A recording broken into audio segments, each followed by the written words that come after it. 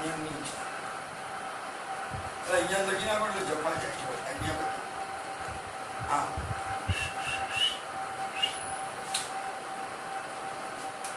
ઉર્જા સ્તર. બસ ઉર્જા સ્તર. ઉર્જા સ્તર કેટલા પ્રકારના બને?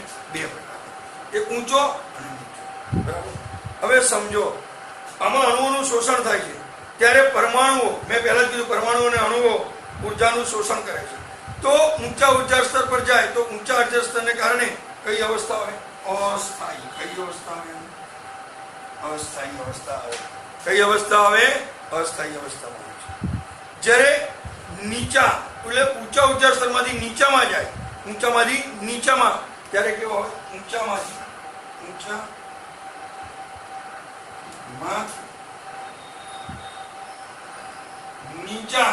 ઊંચામાંથી નીચા ઉર્જા સ્તરમાં જાય, બરાબર, આવે છે ત્યારે એ અવસ્થામાં વિદ્યુત વર્ણપટના જુદા જુદા વિકિરણોનું ઉત્સર્જન કરે છે.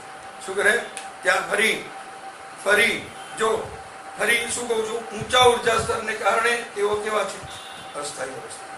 ઊંચામાંથી તેમના નીચા ઉર્જા સ્થિતિમાં આવે ત્યારે વિદ્યુત ચુંબકીય વર્ણપટના જુદા જુદા વિસ્તારોમાં વિકિરણોનું ઉત્સર્જન થાય. વિકિરણનું શું થાય છે? ઉત્સર્જન.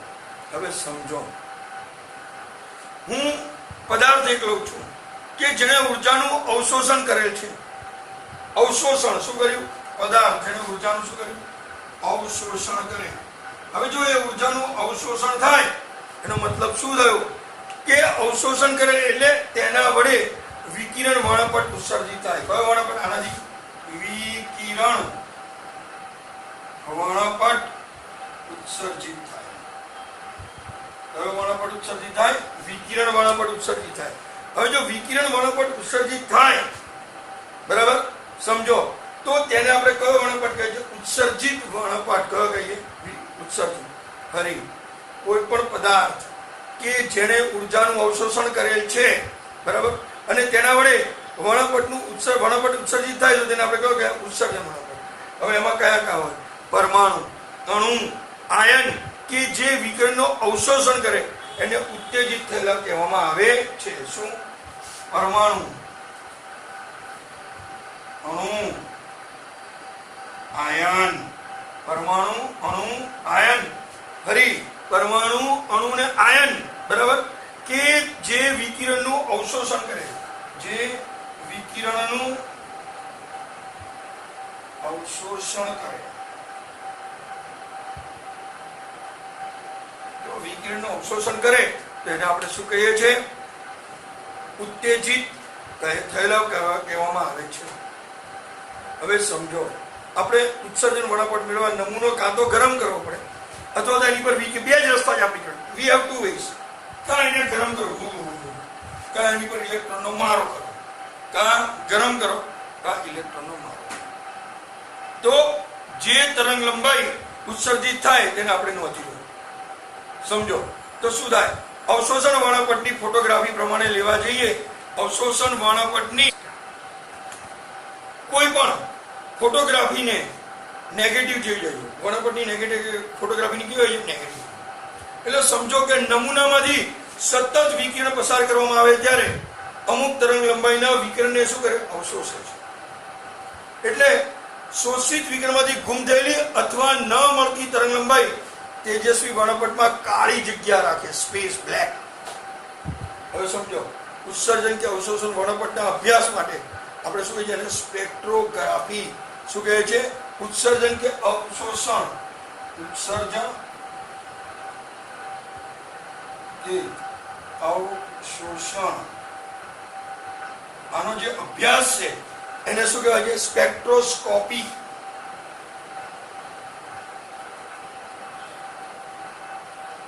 આને શું કહેવાય? સ્પેક્ટ્રોસ્કોપી કહે છે.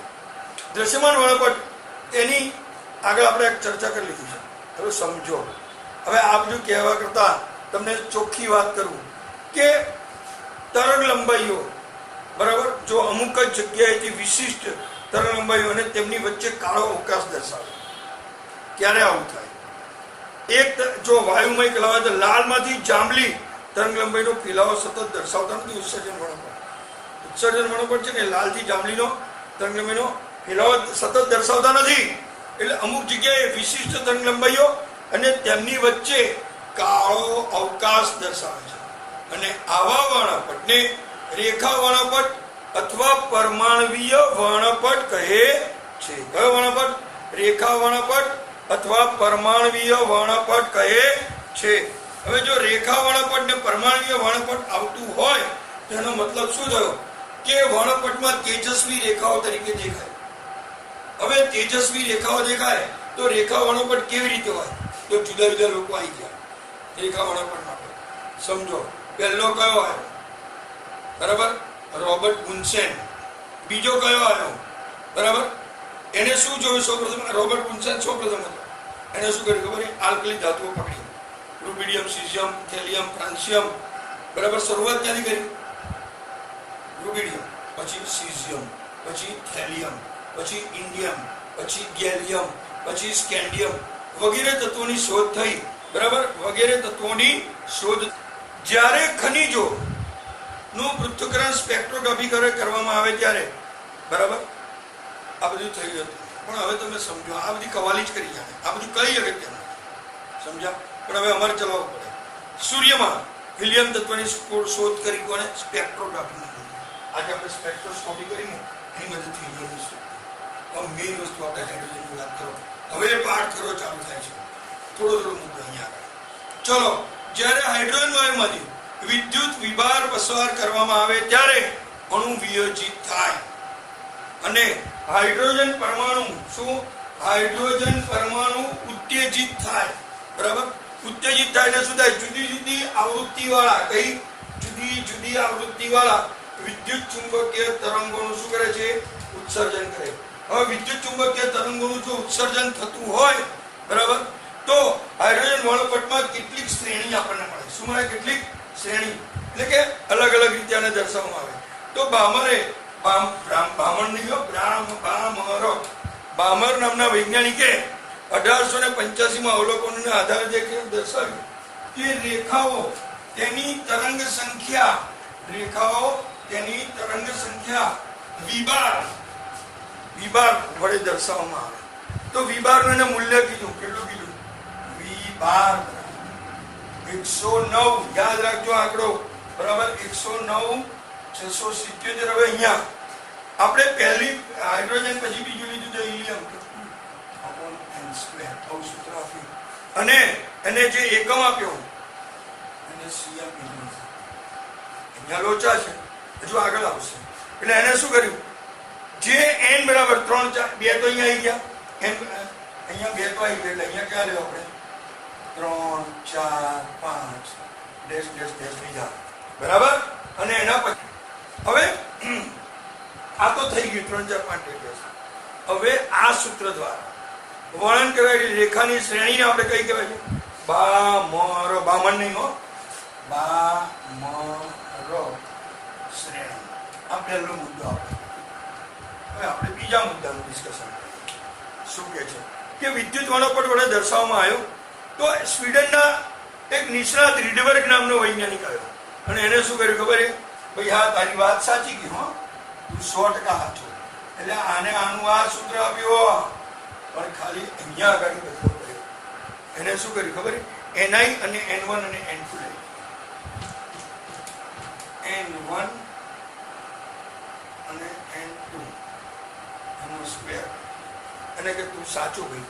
આને એકમ એનું એ જ નાખ્યું. બરાબર, આ કઈ હતી? બામર શ્રેણી. આ કયો આવ્યો? રીડબર્ગ. સમજો, બરાબર.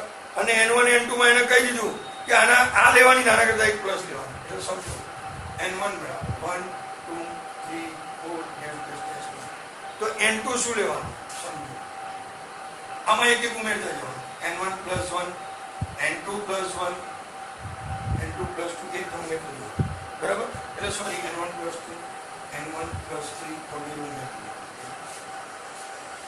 તો જે આ આંકડો છે 109,677 એટલે કે 1,09,677 cm² ને હાઇડ્રોજન માપનો રીડબર્ગ અચળાંક એ લોકોએ નક્કી કરતા. બરાબર, પછી તો 5 શ્રેણી આવી, 1 2 3 4 5. આવી ગયા આપણા રાહુલ બાબા. તો કયા કયા? લાઇમેન પહેલો આવ્યો, લાઇમેન. પછી પામર, બ્રેકેટ અથવા પાસ્ટન, બ્રેકેટ અને હરી. લાઇમન, પામર, પાસ્ટન, બ્રેકેટ અને ફૂંડ. આ 5 શ્રેણી તરીકે ઓળખાય. 1 2 3 4 5 શ્રેણી. એટલે 5 શ્રેણીમાં હાઇડ્રોજન વર્ણપટમાં તમને દર્શાવ્યો. અને એ લોકોએ કહી દીધું કે બધા જ તત્વોમાં હાઇડ્રોજન પરમાણુનો સૌથી સરળ રેખા વર્ણપટ છે. કોનો? હાઇડ્રોજન પરમાણુનો સૌથી સરળ રેખા વર્ણપટ છે. હવે જો આ 5 શ્રેણી મુજબ એને કહી દીધું કે હાઇડ્રોજન પરમાણુનો, ફરી કહું છું, સૌથી સરળ વર્ણપટ છે, તો ભારે પરમાણુઓ માટે રેખા વર્ણપટ વધુ ને વધુ જટિલ બનતું જાય.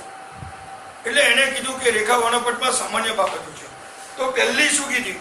પહેલી બાબત ફાસ્ટ, વેરી ફાસ્ટ બાબત સમજી લેજો. તત્વ માટેનું રેખા વર્ણપટ અદ્વિતીય છે. તત્વ માટેનું રેખા વર્ણપટ અદ્વિતીય છે. આ પહેલો મુદ્દો. બીજો મુદ્દો એને શું કીધો કે દરેક તત્વોના રેખા વર્ણપટમાં એક પ્રકારની નિયમિતતા જોવા મળે છે. શું જોવા મળે છે? નિયમિતતા જોવા મળે છે. આ બે વસ્તુ છે. બરાબર. તો આ માટે આપણે આગળ નેક્સ્ટ લેક્ચરમાં હાઇડ્રોજન પરમાણુનો માટેનો બોરનો નમૂનો અભ્યાસ કરવો પડશે. કેમ? એને કીધું કે રેખા વર્ણપટ અદ્વિતીય છે અને બંનેમાં નિયમિતતા જોવા મળે છે. તો એનો મતલબ શું થયો કે આપણે હાઇડ્રોજન માટેનો નમૂનો તો જોવો જ પડશે. તો સૌથી પહેલા આપણે હાઇડ્રોજન માટેનો બોરનો નમૂનો નેક્સ્ટ લેક્ચરમાં જોઈશું. બરાબર છે?